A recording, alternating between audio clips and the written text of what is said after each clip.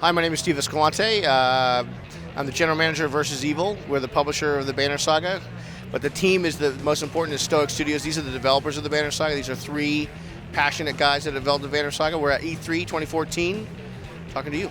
So let's start by talking about the Banner Saga and what kind of experience this is for gamers.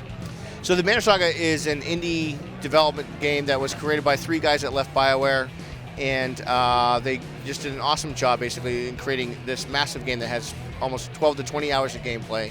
It is this strategic kind of turn-based role-playing game that has a kind of Game of Thrones-esque to it because you can lose your characters along the way based off of the choices that you make.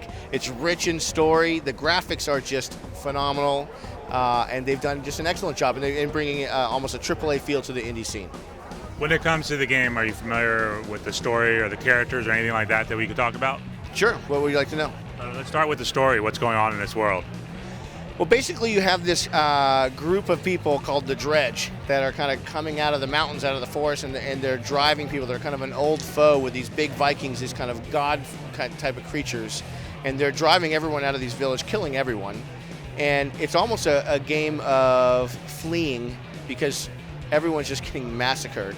And you kind of find yourself controlling a human group and a Viking group, trying to basically keep everyone alive, fight when you can, and continue to kind of group up and form your armies and survive on the trail, survive in battle, and make these choices of who do I sacrifice, who do I keep, how do I feed people, do I keep going, do I push on, it's a game of tough choices in that regards.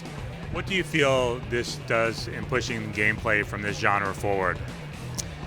Well, first of all, what they really did as a start is graphically it is a look that hasn't been done, and it's a very beautiful game. I mean, most everyone that's basically talked about the Banner Saga said the graphics are just absolutely stunning.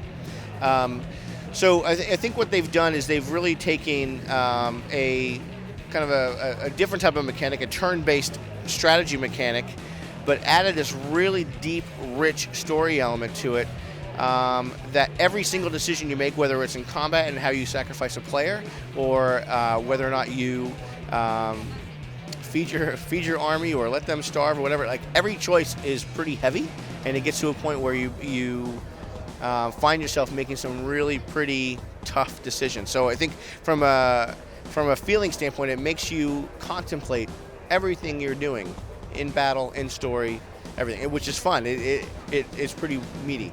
And that probably comes a lot from their history of BioWare, because they like to make people make choices when they play their video games. I believe that's channeling for those guys, this is the game that they wanted to make, not what we wanted to make. Channeling for those guys, I think I would agree with that. How has the team worked with AMD and their technology in bringing the Banner Saga to life? Well, AMD's done a really good job of really kind of with their Mantle technology and helping people kind of embrace and get closer to their graphics and performance with Mantle. So AMD's been really supportive of Versus Evil as a company, so they've just been fantastic. The Banner Saga happened to be one of the first products that we were able to work with them on. So we've looked at Eyefinity, we've looked at some Crossfire stuff, but figuring out how we can optimize it. So they've really helped us with hardware and optimization, helping us with our labs, but really it's just kind of helping us kind of harness and get to more platforms because of the strength of Mantle and some other and Eyefinity. With Eyefinity and Crossfire, what does that add to the video game experience? Well, if you look at the Banner Saga, it's so artistic. It's you've got these beautiful landscapes, and you're watching them and playing through them, and the perspective on those is actually very. You want to extend the painting. So from an Eyefinity point of view, having those multiple monitors in showing these scenes off, it's sexy. So Eyefinity really actually helps quite a bit. I think it's also interesting that this new technology is helping a small development team like these guys, three guys, being able to use the most advanced technology out there. It's really the strength of the AMD team. I mean, this is a huge company, and they're competing with everyone from a chip perspective, and they're one of the leaders.